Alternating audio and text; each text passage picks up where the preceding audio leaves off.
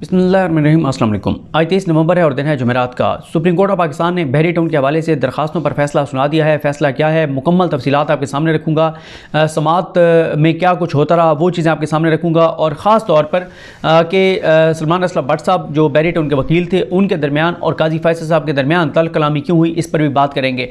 पहले आ जाते हैं कि फ़ैसला क्या आया है। देखें, पहले चले मैं आपको ये बता देता हूँ कि इसका बैकग्राउंड वैसे तो पता ही होगा आपको, लेकिन आधे मिनट में दोबारा बता देता हूँ कि बहरी टाउन को सरकारी ज़मीन दी थी सिंध हुकूमत ने, वो औने पौने दामों दी गई थी। वो मामला सुप्रीम कोर्ट ऑफ पाकिस्तान आया। सुप्रीम कोर्ट ने कहा कि ये जो कीमत, ये जो मुफ्त दी गई है या बिल्कुल ना होने के बराबर कीमत के ऊपर दी गई है, तो ये गलत फ़ैसला था। सुप्रीम कोर्ट ने उस चीज़ के हवाले से कहा कि लेकिन क्योंकि थर्ड पार्टी इंटरेस्ट क्रिएट हो गया है, लोगों ने अरबों रुपए इन्वेस्ट कर दिए हैं, लोगों ने वहाँ पर घर बना लिए हैं, अब ये नहीं हो सकता कि बहरी टाउन से ज़मीन लेकर वापस और दोबारा सिंध हुकूमत को दे दी जाए। और उस वक्त तो ये भी था कि बहरी टाउन और सिंध हुकूमत का मुकमुका था।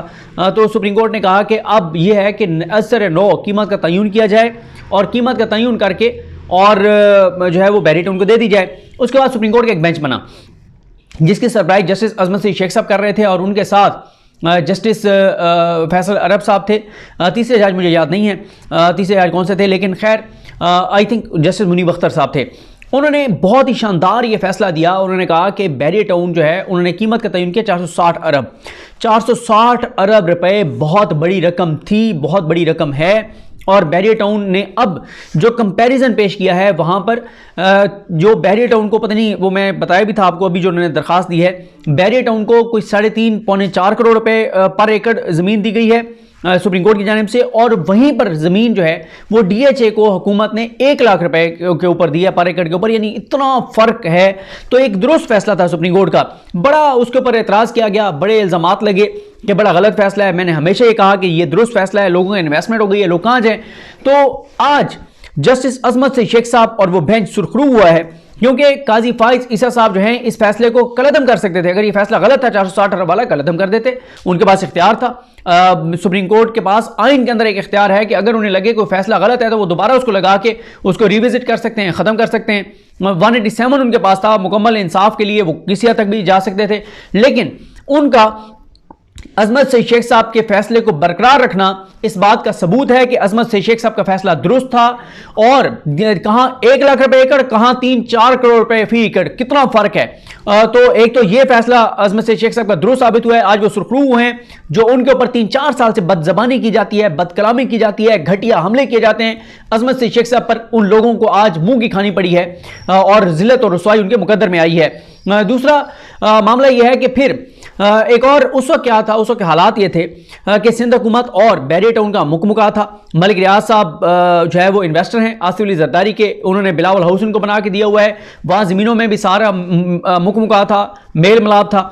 इसलिए सुप्रीम कोर्ट ने कहा था कि ये पैसे सुप्रीम कोर्ट के अकाउंट में जमा होंगे और फिर फैसला होगा कि किस तरह खर्च करने हैं। सिंध हुकूमत आपको पता ही है कि वहाँ पे तो पहले तो 10% था ना कि 10% लेते हैं, अब तो यह है कि 90% करप्शन और 10% कहीं लगा दो। ये हालात सिंध के अंदर जो है वो चल रहे हैं।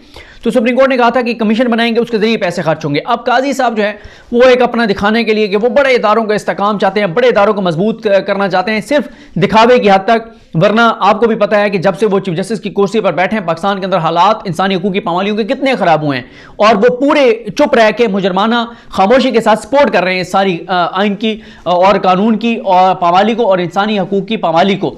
और इलेक्शन वाले मामले में भी आप देख लें उन्होंने क्या किया। अब उन्होंने आज ये फैसला दिया कि ये पैसे सिंध हुकूमत को दिए जाएं।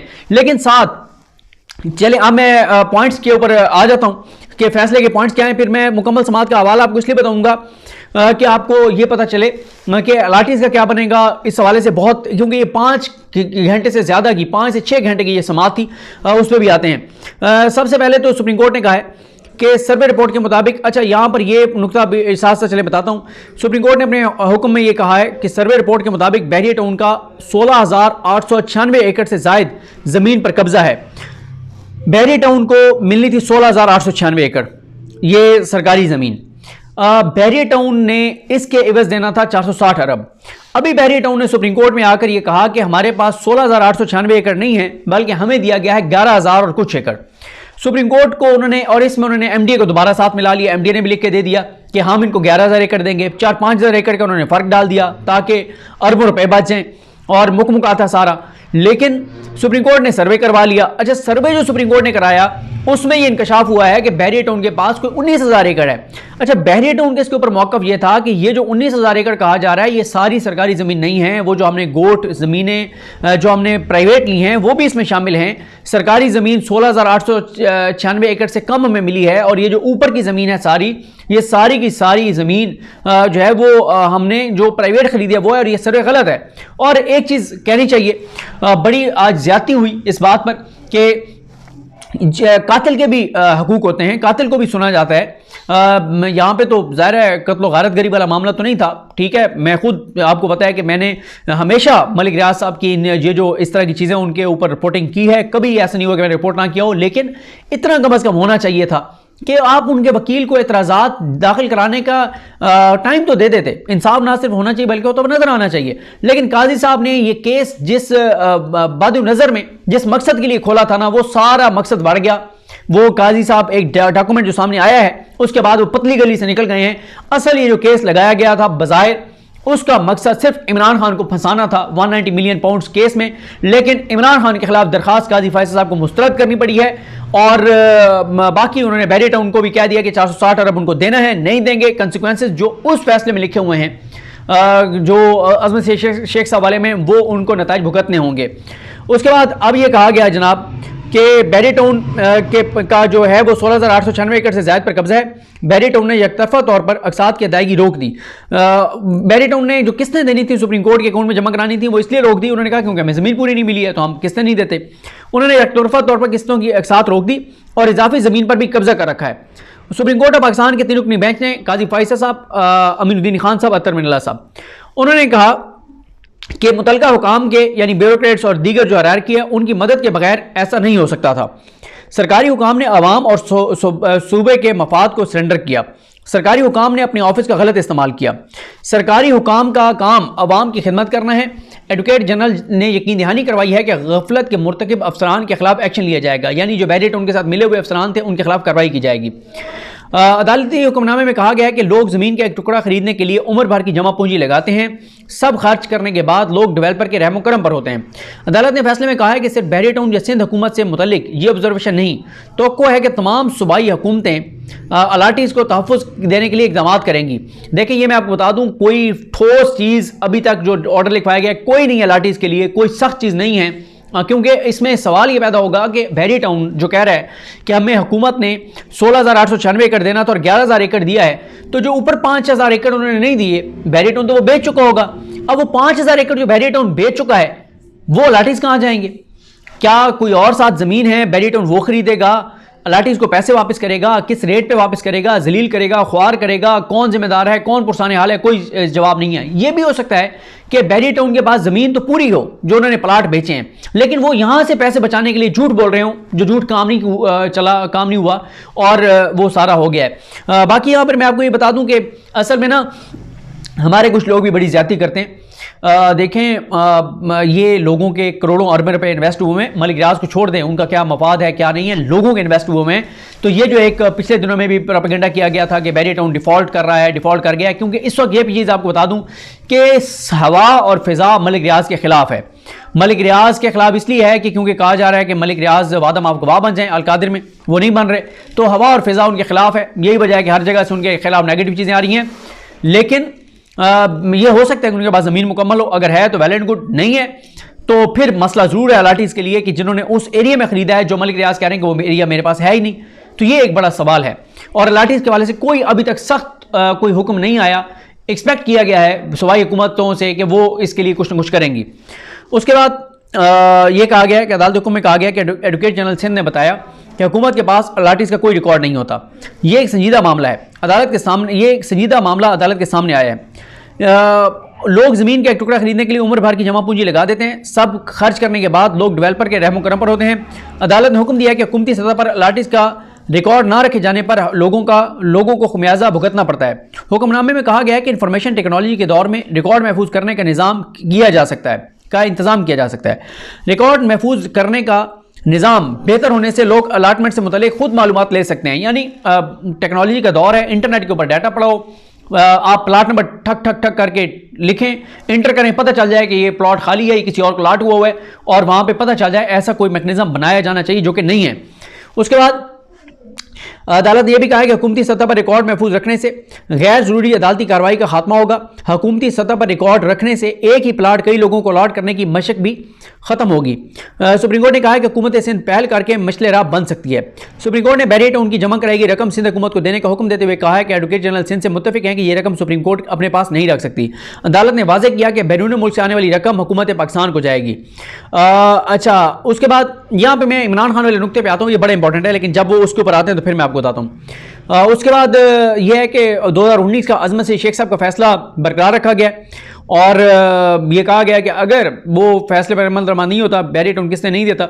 और मैं आपको बताऊं, मलिक रियाज साहब के लिए कोई मसला नहीं है किसने देना, वो किसने दे सकते हैं, इतना उनके प्रोजेक्ट्स हैं, उनके लिए कोई मसला नहीं है। लेकिन वो चाह रहे थे कि शायद उनको लगा कि काजी फैसल साहब के बारे में एक परसेप्शन थी कि वो DHS के खिलाफ हैं, एस्टैब्लिशमेंट के खिलाफ हैं।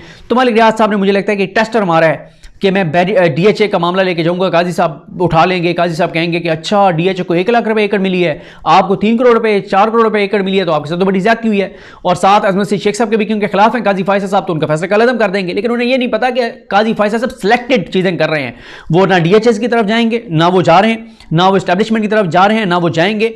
वो तो फौजी अदालतों के केस से उठ जाते हैं और वो तो बेंचेस का हिस्सा नहीं बनते। तो काजी फैसल साहब के बारे में जो परसेप्शन थी वो पहले थी, जब से वो चीफ जस्टिस की सीट पर बैठे हैं तो उन्होंने कंप्रोमाइज़ किए हैं और वो कंप्रोमाइज़ करेंगे और कर रहे हैं, करते रहेंगे, क्योंकि उन्होंने अपना टाइम जो है वो गुजारना है। वो नहीं चाहते कि वो खामखा में पंगा लेकर और अपना जो ये जो मज़े हैं चीफ जस्टिस की ओहदे पे बैठ के जो वो कर रहे हैं ये वो ख़त्म करें। तो इसलिए वो अच्छे बच्चे मान के काजी फैसल साहब चल रहे हैं और इसी तरह से चलते रहेंगे। उसके बाद ये आपको बता दूं कि 12 बजे समाअत शुरू हुई थी और तकरीबन जो है वो 6:15 बजे जो है ये समाअत जो है वो ख़त्म हुई थी। उसके बाद आ जाए जनाब इस पर के मशरिक बैंक वाले डॉक्यूमेंट पे क्या हुआ। मशरिक बैंक वाले डॉक्यूमेंट ने काजी फाइज इस साहब का बज़ाहिर जो मकसद था इस केस को टेकअप करने का वो सारा बर्बाद कर दिया और फेस सेविंग के लिए उन्होंने ये किया है कि 35 अरब रुपए जो है 30-35 अरब रुपए वो जो हैं उस वाले 35 अरब रुपए जो 190 मिलियन पाउंड जो आए थे वो हुकूमत पाकिस्तान को दे दिए जाएँ। हालांकि वो नहीं जा सकते थे। एक तरफ आप पैसा हुकूमत सिंध को दे रहे हैं कि उनका पैसा, तो ये कैसे आपने हुकूमत को दे दिए? क्योंकि हुआ क्या, समाअत शुरू हुई तो मशरिक बैंक के वकील राशिद अनवर रोस्टर पर आए और बताया कि बरतानिया की नेशनल क्राइम एजेंसी के ख़त के मुताबिक लंदन के वेस्टमिनिस्टर अदालत के मजिस्ट्रेट ने अकाउंट फ्रीजिंग ऑर्डर कलअदम करार दिए थे। चीफ जस्टिस के इस्तफसार पर वकील ने बताया कि अकाउंट होल्डर मुबशरा अली मलिक हैं जो बैरियर टाउन के मालिक मलिक रियाज की बहू हैं। मुबशरा अली मलिक ने रकम नेशनल क्राइम एजेंसी के कहने पर नहीं बल्कि खुद से पाकिस्तान भिजवाई थी। मुबशरा अली मलिक ने मशरिक बैंक की लंदन ब्रांच से 19 मिलियन पाउंड्स जो है वो उन्होंने जो है 190 मिलियन पाउंड जो हैं वो से ज़ायद रकम सुप्रीम कोर्ट के अकाउंट में मुंतकिल कराई। इस मौके पर अकाउंट की तफसीलात हासिल होने पर अदालत ने मशरिक बैंक की हद तक मामला निपटा दिया और हुक्मनामा लिखवाते हुए करार दिया कि अदालती हुक्म की रोशनी में मशरिक बैंक की जानिब से मुतफरिक दरखास्त दायर की गई। मशरिक बैंक के वकील ने अदालत को बताया कि लंदन के मजिस्ट्रेट के हुक्म की रोशनी में नेशनल क्राइम एजेंसी बरतानिया ने अकाउंट बहाल किया, जिसके बाद बैंक ने 190 मिलियन पाउंड की रकम मुबशरा अली रियाज के अकाउंट में आई और मुबशरा अली रियाज के जरिए रकम रजिस्ट्रार सुप्रीम कोर्ट के अकाउंट में आई। हुक्मनामे के मुताबिक मशरिक बैंक के वकील ने कहा कि भेजी गई 190 मिलियन पाउंड की रकम बैंक का कोई दावा नहीं है, इसलिए मशरिक बैंक की मजीद नुमाइंदगी दरकार नहीं है, इसलिए अदालत मशरिक बैंक को नोटिस देने की हद तक मामला निपटा रही है। यहाँ पर आप देखें, अब ये बात साबित हो गई और इमरान खान के खिलाफ एक दरखास्त एक बंदे ने जमा कराई थी जिसको काजी साहब ने बड़ी प्यार से बड़ी मोहब्बत से सुना था, बड़े प्रोटोकॉल से सुना था, हालांकि वो सुनते नहीं हैं जिस तरह से उन्होंने आज सलमान असलम भट्ट साहब के साथ किया है। इसके बिल्कुल अपोजिट बड़ा सदके बारी और कुर्बान वो गए थे उस दरखास्त गुजार पर जो एक फरमाइशी दरखास्त गुजार था इमरान खान के खिलाफ, शहजाद अकबर के खिलाफ, जिसने कहा था कि 190 मिलियन पाउंड आया, बड़ा गलत हो गया, बड़ी ज्यादती हो गई, इनके खिलाफ कार्रवाई करें। काजी साहब ये डॉक्यूमेंट आने के बाद, मंजरेआम पर आने के बाद वो टेंट फिश हो गया मामला, लेकिन काजी साहब ने फेस सेविंग के लिए, अपनी भी फेस सेविंग के लिए, अपने हामियों की फेस सेविंग के लिए, जियो की फेस सेविंग के लिए, शाहजेब खानजादा की फेस सेविंग के लिए, नूली की फेस सेविंग के लिए बज़ाहिर उन्होंने कहा कि जो बाहर से 190 मिलियन पाउंड आया ना वो हुकूमत पाकिस्तान के अकाउंट में जाएगा। भाई आप फिर वो दरखास्त एक्सेप्ट करें ना, अगर वो 190 मिलियन पाउंड जो है वो गलत इमरान खान ने इधर जमा कराया था तो आप इमरान खान के खिलाफ कार्रवाई करें, वो जो दरखास्त थी उसे एक्सेप्ट करते, कार्रवाई करते। और बहाना क्या बनाया गया कि वो जी नैब में भी ये केस चल रहा है, नैब में बिल्कुल और तरह की चीज़ चल रही है। अगर नैब में ये मामला चल रहा है, आप खुद भेज देते ना कि हम ये मामला हम नैब को भिजवा रहे हैं, ये बहुत सीरियस मैटर है। लेकिन फेस सेविंग के लिए क्या किया गया कि 35 अरब रुपए हुकूमत पाकिस्तान के अकाउंट में और बाकी 30 अरब रुपए जो है वो सिंध हुकूमत के अकाउंट में और सारे, और ये उन्होंने किया है। और उन्होंने कोई इमरान खान के खिलाफ फैसला नहीं दे सके। बज़ाहिर ये सारा जो मामला था ना, ये असल में टारगेट इमरान खान था कि किसी तरह से इमरान खान के खिलाफ कोई चीज़ निकला है, नहीं निकली। इसमें भी इमरान खान सुर्खरू हो गया, इसमें भी इमरान खान निकल गया। अब दौरान समात एडवोकेट जनरल ने अदालती हुक्म की रोशनी में बैरियर टाउन कराची से मुतालिक सर्वे रिपोर्ट पेश करते हुए इंकशाफ किया कि बैरियर टाउन ने 3000 से ज़ायद एकड़ अराजी पर कब्जा कर रखा है। उस पर जस्टिस अतर मिल्ला ने इस्तफसार किया कि आप सरकारी ज़मीन की बात कर रहे हैं या इसमें बैरियर टाउन की निजी ज़मीन भी शामिल है। चीफ जस्टिस ने कहा कि यह भी बताएं कि निजी ज़मीन बैरियर टाउन के पास मौजूद भी है या नहीं। जो इजाफी ज़मीन है उस पर डिप्टी कमिश्नर से पूछें कि इसकी मलकियत किसकी है।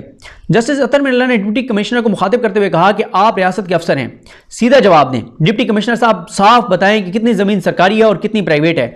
डिप्टी कमिश्नर मलीर ने अदालत को बताया कि 1775 एकड़ सरकारी ज़मीन है, जबकि 37.2 एकड़ निजी ज़मीन पर जो है वो इजाफी जो है वो कब्ज़ा है। यानी ये इजाफी 1775 एकड़ ज़मीन पर जो है जो इजाफी कब्ज़ा है उसमें से 1775 एकड़ जो है वो सरकारी ज़मीन है, जबकि 37.2 एकड़ निजी ज़मीन जो है वो कब्ज़े की शामिल है। चीफ जस्टिस ने सवाल किया कि बैरियर टाउन की ज़मीन पर कोई निशान लगे हुए हैं कि कहाँ से शुरू हुई और कहाँ पर ख़त्म हुई। तो डिप्टी कमिश्नर मलीर ने बताया कि बाउंड्री वाल ज़मीन पर मौजूद है। इस दौरान चीफ जस्टिस का कहना था कि बैरियर टाउन ने संगीन इल्ज़ाम लगाया था कि उसे ज़मीन कम दी गई है, लेकिन बैरियर टाउन का दावा गलत साबित हुआ। इस दौरान वकील बैरियर टाउन सलमान असलम भट्ट ने कहा कि सर्वे रिपोर्ट पर एतराज़ात जमा करवाने का मौका दिया जाए, और हमेशा ये होता है एतराज़ात जमा करवाने का टाइम दिया जाता है। जिस पर चीफ जस्टिस ने कहा कि बैरियर टाउन ने साबित करना था कि उसे ज़मीन कम मिली है, अब हुकूमती रिपोर्ट पर एतराज़ करने का मौका नहीं देंगे। जब बैरियर टाउन के पास शवाहिद ही नहीं तो कैसे एतराज़ात। सुप्रीम कोर्ट को सिविल जज की अदालत ना बनाएं। चीफ जस्टिस बैरियर टाउन की कम ज़मीन देने की दरखास्त चीफ जस्टिस ने कहा कि बैरियर टाउन की कम ज़मीन देने की दरखास्त खारिज कर देंगे। उस पर सलमान असलम भट्ट ने कहा कि दलाइल सुने बगैर दरखास्त कैसे खारिज की जा सकती है। रिपोर्ट पर एतराज़ करना हर फरीक का हक है और कानूनी तरीका है। यहाँ पर असल में बात बिगड़ी जो काजी फाइज ईसा साहब मेमो कमीशन की सरबराही इन्होंने की थी। काजी साहब ने वो जो नवाज शरीफ कोर्ट पहन कर आए थे इफ्तिखार चौधरी की अदालत में मेमो कमीशन बना था, उस पर उन्होंने कहा कि मेमो कमीशन पर रिपोर्ट पर भी एतराज़ात जमा हुए थे। सलमान असलम भट्ट ने जैसे ही मेमो कमीशन रिपोर्ट का नाम लिया तो चीफ जस्टिस ने उन्हें बात करने से रोकते हुए कहा कि सियासी तकरीर बाहर जाकर करें। इसमें क्या सियासी बात थी कि भाई उस वक्त आप बैठे थे उसमें मेमो गेट कमीशन में और उसमें भी आप एतराज़ात जमा कराने का टाइम दिया था, ये क्या बात हुई। इस पर काजी साहब बिगड़ गए। उस पर सलमान असलम भट्ट ने कहा कि इस सियासी तकरीर नहीं कानूनी बात है। उन्होंने चीफ जस्टिस से कहा कि आप बोलें फिर जवाब दूंगा, आपका एहतराम करता हूं इसलिए दरमियान में नहीं बोलूंगा। चीफ जस्टिस ने कहा कि एहतराम छोड़ें, कानून के मुताबिक कार्रवाई आगे बढ़ें। वकील बैरियर टाउन ने मौका अपनाया कि अदालती हुक्म के मुताबिक सर्वे 16,896 एकड़ का होना था, वो मिली या नहीं, वो सर्वे तो किया ही नहीं गया। अगर इजाज़त दें तो मैं इसे पढ़ देता हूँ। जिस पर चीफ जस्टिस ने वकील सलमान असलम भट्ट से कहा कि अगर आपने इजाज़त दें कि लफ्ज़ इस्तेमाल किए तो मैं आपको जुर्माना करूंगा। हम थक गए हैं ये अल्फाज सुन सुनकर, हम सुन रहे हैं आप सुनाएं। यानी वो एहतराम में कह रहे हैं कि अगर आप इजाज़त दें तो मैं पढ़ देता हूँ, कह रहे हैं थक गए ये लफ्ज़ सुन सुन के, पढ़ें आप। ये क्या मतलब, कोई थोड़ी सी मतलब खुदा का खौफ होना चाहिए, आप इतने बड़े ओहदे पर बैठे हुए हैं। उसके बाद ये अल्फाज उन्होंने कहा कि आप सुनाएं। इस दौरान वकील ने मोहलत मांगते हुए कहा कि मुझे इस सर्वे रिपोर्ट पर जवाब का वक्त दें, मेरा हक है मुझे सर्वे रिपोर्ट पर जवाब का वक्त दिया जाए। मैंने अभी रिपोर्ट भी नहीं पढ़ी। उस पर चीफ जस्टिस ने कहा कि आपके सामने हमने यहाँ रिपोर्ट पढ़ी है, आप कह रहे हैं कि अभी नहीं पढ़ी। आप खुद इस केस में अदालत आए थे कि हमें कम ज़मीन मिली है, आपने कोई चीज़ फाइल नहीं की कि हमने इस पर सर्वे करवा लिया। आला सतह की टीम ने वो सर्वे किया, आप उसका हिस्सा थे। 10 हुकूमती अफसरान ने रिपोर्ट पर दस्तखत किए हैं। क्या सारी दुनिया आपके खिलाफ है? बस आप तो हर चीज़ पर ही एतराज़ कर रहे हैं। ज़ाहिर है इस वक्त हवा और फिजा अगर मलिक रियाज के खिलाफ है तो 10 क्या 50 क्या 100 क्या 500 ब्यूरोक्रेट्स आप लगा दें, 500 के 500 मलिक रियाज के खिलाफ गवाही देंगे। उसके बाद चीफ जस्टिस का बैरियर टाउन के वकील से मुकालमे में कहना था कि अदालत को कोई इजाफी वक्त अदालत आपको कोई इजाफी वक्त नहीं देगी, बात खत्म। कई सालों से अमल दरामद केस मुकर्रर नहीं हुआ तो आपने जल्द समाअत की दरखास्त क्यों नहीं दायर की? इसका मतलब है कि बैरियर टाउन को इस केस के मुकर्रर होने में कोई दिलचस्पी ही नहीं थी।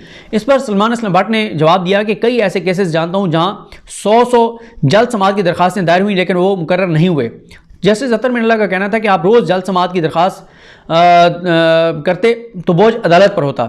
इस दौरान वकील सलमान असलम भट्ट ने सवाल उठा दिया कि आप लोग भी प्रैक्टिस करते रहे हैं, बताएं कि जल्द समाअत की दरखास्तें के जो है वो कब दी जाती हैं ये। उस पर चीफ जस्टिस ने कहा कि आपके मौकल तो इतने बड़े कारोबारी हैं, वक्त ही नहीं है, एक वकील करके दरखास्त दायर कर दें। चीफ जस्टिस ने कहा कि हुकूमती इदारों ने वक्त लगाकर सर्वे किया है, आप इस मशक का हिस्सा थे, आपने तब एतराज़ क्यों नहीं किया? अब एक चीज़ आपके खिलाफ आ गई है तो आप उस पर एतराज़ कर रहे हैं। एडवोकेट सलमान असलम भट्ट ने कहा कि एक रिपोर्ट आ गई है, मुझे उस पर जवाब देने का वक्त दें, सिर्फ ये गुजारिश है। चीफ जस्टिस ने फिर कहा कि नहीं, अदालत आपको मजीद वक्त नहीं देगी। इस पर वकील ने कहा कि फिर आप मेरा फेयर ट्रायल के तहत जो मुझे हक हासिल है वो आप मेरा हक ख़त्म कर दें। चीफ जस्टिस ने कहा कि ज़रूरी नहीं कि हम आपकी हर बात से इत्तफाक करें। सलमान असलम भट्ट ने कहा कि मैंने 40 साल वकालत में ऐसा वाक़या नहीं देखा कि एक रिपोर्ट आई हो और उस पर एतराज़ात दाखिल करने का वक्त ना दिया जाए। जस्टिस अतर मिनल्ला ने वकील से कहा कि आप एतराज़ भी सिर्फ उस पर कर रहे हैं कि आपने निजी ज़मीन पर कब्जा नहीं किया, कि आपके पास दस्तावेज़ात हैं, आप सर्वे की पैमाइश पर तो एतराज़ ही नहीं कर रहे। बैरिट उनके वकील ने कहा कि मेरा एतराज़ सर्वे से मुतल्लिक भी है, मैं तकनीकी एक्सपर्ट नहीं हूँ, सर्वे पर जवाब के लिए वक्त चाहिए। चीफ जस्टिस ने कहा कि हम भी एक्सपर्ट नहीं हैं, आप इस बात को भी नज़रअंदाज कर रहे हैं कि हम आजकल जो है वो जुर्माना आयद करते हैं, हम रोज़ मामूल के मुकदमात में वक्त ज़ाया करने पर जुर्माने कर रहे हैं। चीफ जस्टिस ने वकील को खबरदार करते हुए कहा कि आप सोच रहे हैं कि कई घंटे आप रोस्टम पर रहेंगे तो फिर हट जाने के लिए तैयार रहें। आपने अभी तक एक भी ऐसी बात नहीं की जिससे हम नोट कर सकें। आप आज रात यहीं हैं, हम आपको रात तक सुनेंगे, अगर हमें लगा कि वक्त ज़ाया हुआ है तो हम आपको जुर्माना करेंगे। उस पर वकील ने कहा कि बिल्कुल आप भी एक्सपर्ट नहीं है, लेकिन मेरी सिर्फ ये इस्तदा है कि सर्वे रिपोर्ट पर जवाब के लिए वक्त दिया जाए। चीफ जस्टिस ने कहा कि इस पर हमारा जवाब भी लिख लें, नो। अब आगे चलें, आप अपनी दरख्वास्त चलाएं, हम आपसे नक्शा मांग रहे हैं, बताएं कितनी ज़मीन पर क्या आपने प्लान किया। वकील ने जवाब दिया कि हमने फ़ाइल के साथ नक्शा लगाया हुआ है। चीफ जस्टिस ने कहा कि सिर्फ नक्शे से हमें क्या समझ आएगा, हमारा काम पैमाइश करना नहीं है, आप ये बताएं अदायगियों के मुआहदे पर अमल दरामद क्यों नहीं किया। इस दौरान जस्टिस अतर मिनल्ला ने वकील से सवाल किया कि आपने तामीरी प्लान की मंजूरी कानून के मुताबिक किस अथॉरिटी से ली, वो भी दिखाएं। उस पर वकील ने कहा कि कानून के मुताबिक चलना है तो मुझे जवाब जमा करवाने का वक्त दें। चीफ जस्टिस ने सवाल किया कि बैरिट उन्हें 460 अरब रुपए कितने अरसे में जमा कराने थे। वकील ने जवाब दिया कि बैरिट उन्हें सुप्रीम कोर्ट के फैसले में दर्ज मुआहदे के मुताबिक 7 साल में 460 अरब की किस्तें देनी है। चीफ जस्टिस ने फिर सवाल किया कि मुआहदे के मुताबिक बहरी टाउन ने अब तक कितनी रकम अदा की है, तो उन्होंने बताया कि 65 अरब अदा की हैं। फिर उन्होंने कहा कि यह बताएं कि अगर बहरी टाउन अमल दरामद करता मुआहदे पर तो कितनी रकम जमा होनी चाहिए थी। तो वकील ने बताया कि शेड्यूल के मुताबिक अब तक बहरी टाउन को 96 अरब रुपये जमा कराने चाहिए थे। सलमान असलम भट्ट ने मजीद कहा कि बहरी टाउन को 16,000 में से सिर्फ 11,000 एकड़ ज़मीन मिली है। ज़मीन की लागत का दोबारा से तखमीना लगाया जा सकता है। दोबारा वो कह रहे हैं कि आप एस्टिमेट लगा लें, और वो ये कह रहे थे कि बनते कितने थे जो जमा होने चाहिए थे 96 अरब, किराए कितने 65, तकरीबन कोई 31 अरब रुपए जो हैं वो बहरी टाउन ने कम जमा कराएं। इस पर जस्टिस अतर मिनल्ला ने सवाल किया कि आप ये चाहते हैं कि सुप्रीम कोर्ट आपकी रजामंदी से हुआ फैसला वापस ले ले। इस पर वकील ने कहा कि सुप्रीम कोर्ट का 460 अरब के मुआहदे से मुतल्लिक फैसला दायर इख्तियार से तजावुज़ था। इस दौरान चीफ जस्टिस ने वकील को मुखातिब करते हुए कहा कि यहीं रुक जाएं, यह बताएं कि सुप्रीम कोर्ट उस वक्त किस इख्तियार के तहत आपका केस सुन रही थी। वकील ने जवाब दिया कि मैं भी यही सोच रहा हूँ कि सुप्रीम कोर्ट का यह केस सुनने का क्या इख्तियार है। चीफ जस्टिस ने कहा कि सुप्रीम कोर्ट के अकाउंट में आए पैसे मजीद नहीं रखे जा सकते। अगर कोई भी फरीक सुप्रीम कोर्ट के अकाउंट में आई रकम का दावा नहीं करता तो रकम हुकूमत पाकिस्तान को ट्रांसफर कर देंगे। पैसा सरकार के पास जाए तो सरकार जाने और बहरी टाउन जाने। चीफ जस्टिस ने वाज़ेह किया कि सुप्रीम कोर्ट का बहरी टाउन की माद में आए हुए पैसे से कोई लेना देना नहीं। जस्टिस अतर मिनल्ला ने कहा कि सुप्रीम कोर्ट अपने अकाउंट में यूं पैसे नहीं रख सकती, ये गैर आईनी अमल है। अच्छा, मैं आपको दोबारा ही बता रहा हूं कि उस वक्त आप हालात देखें। बहरी टाउन और मलिक रियाज का मलिक रियाज का और जरदारी का मुकमुका था। सिंध हुकूमत जरदारी की थी। वो तो सिंध हुकूमत आगे कह रही थी कि हमने जो मुफ्त जमीन दिया बिल्कुल ठीक किया है, और सिंध हुकूमत उसका कह रही थी कि हमने जो इनको मुफ्त जमीन दी है या औने पौने दामों दिया है, चंद हज़ार रुपए फी एकड़ पे दी है, उससे हमारी जो अपनी ज़मीन पड़ी थी साथ वो महंगी हो गई है। इस तरह की तो जस्टिफिकेशन दे दी थी सिंध हुकूमत उस वक्त। और MDA के वकील उस वक्त कौन थे? अभी भी फारूक नाइक साहब, आप अंदाज़ा लगाएं। इस पर सलमान असलम भट्ट ने कहा कि यह पैसा ज़मीन मालकान को जाना चाहिए। उस पर चीफ जस्टिस ने वकील सलमान असलम भट्ट को मुखातिब करते हुए कहा कि एक मिसाल है जिसका आप बुरा ना मनाइएगा। एक डाका पड़ता है और डाकू पैसे बहरी टाउन की जगह सुप्रीम कोर्ट के अकाउंट में डाल देता है, तो क्या सुप्रीम कोर्ट डाके के पैसे रखकर शरीक जुर्म बन सकती है? जो पैसे मशरिक बैंक के जरिए आए वो जब्त शुदा रकम थी। अच्छा, ज़बानी ऑब्जर्वेशन दे रहे हैं, रिटर्न ऑर्डर में नहीं लिख सकते थे रिटर्न ऑर्डर में कि ये डाके की रकम थी, जब्त शुदा रकम थी। ये जो डाके वाली बात कर रहे हैं अपने आप को फेस सेविंग दे रहे हैं, अपनी एक मीडिया परसेप्शन बनाने के लिए दे रहे हैं। इसकी रियलिटी नहीं है। पूरा ऑर्डर पढ़ लें, उसमें क्या लिखा हुआ है। उसके बाद दौरान समात जस्टिस काजी फाइसा और बहरी टाउन के वकील सलमान असलम भट्ट के दरमियान तल्ख जुमलों का तबादला उस वक्त हुआ जब वकील ने कहा कि आहिस्ता आवाज में बात करें तो जवाब दूंगा। उन्होंने काजी फाइसा को कहा कि आहिस्ता आवाज में बात करें तो जवाब दूंगा। मुझे यह गवारा नहीं कि अदालत समेत कोई भी मुझ पर चलाए। चीफ जस्टिस ने जवाब दिया कि आप हमें चलाने पर मजबूर कर रहे हैं, हम चला नहीं रहे, तहम्मुल से सवाल पूछ रहे हैं। अगर सीनियर वकला का यह रवैया है तो वकालत के शोबे पर तरस आ रहा है। चीफ जस्टिस ने कहा कि जज पर उंगली उठाना आसान और अपनी गलती तस्लीम करना सबसे मुश्किल काम है। बैरियटोन ने कम ज़मीन मिलने का दावा 2019 में किया था, लेकिन दरखास्त के साथ जो शवाहिद दिखा रहे हैं वो 2022 के हैं। जो नक्शा आप दिखा रहे हैं उस पर किसी के दस्तखत नहीं है, ना ही किसी की मोहर है। चीफ जस्टिस ने बैरियटोन के वकील पर इज़हार बरहमी करते हुए कहा कि मुझे कानून के शोबे से वाबस्ता हुए 41 साल हो गए, कुछ इज्जत दें। आप ऐसे ही जारी रखेंगे तो नताइज के लिए भी तैयार रहें। आपको मलीर डेवलपमेंट अथॉरिटी ने लेआउट मंजूरी का खत कब जारी किया? वो खत जारी नहीं कर रहे थे तो आप उन्हें लिख देते। उस पर सलमान असलम भट्ट ने कहा कि आप 16,000 एकड़ की ज़मीन से मुतालिक दोबारा ऑर्डर कर दें कि इसका दोबारा जायजा लिया जाए। चीफ जस्टिस ने वाज़ेह किया कि हम कोई और ऑर्डर नहीं करेंगे, आज ही केस मुकम्मल करेंगे, हम रात तक बैठे हैं। इस दौरान वकील ने कहा कि मजीद खड़ा नहीं रह सकता, तो चीफ जस्टिस का कहना था कि हम आपको कुर्सी दे देते हैं, आप बैठकर दलाइल दे दें। इस मौके पर चीफ जस्टिस ने अदालती स्टाफ को वकील बैरियटोन को कुर्सी देने की हिदायत की, तो वकील बैरियटोन ने कुर्सी की ऑफर कबूल करने से इनकार करते हुए कहा कि उन्हें कुर्सी नहीं चाहिए, जिस पर चीफ जस्टिस ने कहा कि वैसे मुझे बहुत मायूसी हो रही है। जस्टिस अतर मिल्ला ने कहा कि नैब कार्रवाई शुरू की तो बैरियटोन 460 अरब रुपये देने पर आमादा हुआ। बैरियटोन ने 460 अरब पर रजामंदी कुछ सोच समझकर ही दी होगी। वकील बैरियटोन ने दलाइल आगे बढ़ाते हुए कहा कि सरकार के मंजूर शुदा नक्शों से साबित कर रहा हूं कि पूरी ज़मीन नहीं मिली। मुआहदे के तहत 16,896 एकड़ का कब्जा मिलना था, लेकिन 11,547 एकड़ ज़मीन मिली।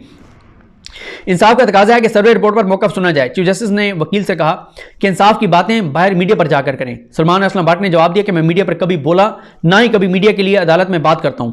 मुनासिब होगा कि आज मजीद समाअत ना की जाए। चीफ जस्टिस ने कहा कि समाअत आज ही मुकम्मल करेंगे, इतने अरसे बाद दरखास्तें मुकर्रर हुई हैं तो केस चलाएं। वकालत के दौरान सिंध में हमारे जब मुकदमात मुकर्रर होते थे समाअत के लिए तो हम बहुत खुश होते थे। मुकदमे का फैसला जो भी आता था, लेकिन जो है वो हम खुश होते थे कि हमारा केस तो लग गया। फिर इस दौरान समाअत में वक्फा किया गया। दोबारा समाअत का आगाज़ हुआ तो अदालत ने 190 मिलियन पाउंड सरकारी खजाने में जमा कराने का हुक्म जारी करने के लिए आम शहरी की जानिब से दरखास्त नाकाबिल समाअत करार देकर खारिज की। इमरान खान के खिलाफ, शहजाद अकबर के खिलाफ जो दरखास्त थी वो नाकाबिल समाअत करार देकर और मुस्तरद करनी पड़ी। अगर ये 2 नंबर थी, डाके का पैसा था, तो आप एक्सेप्ट करते उस दरखास्त को, आप कहते कि ये डाके की रकम थी। जस्टिस अतर मिल्ला का कहना था कि नैब पहले इस केस की इंक्वायरी कर रहा है, अदालत की ऑब्जर्वेशन नैब तहकीकात पर असरअंदाज हो सकती हैं, नैब को आज़ादाना तहकीकात करने दें। हालांकि सबको पता है कि कितना आज़ाद है नैब।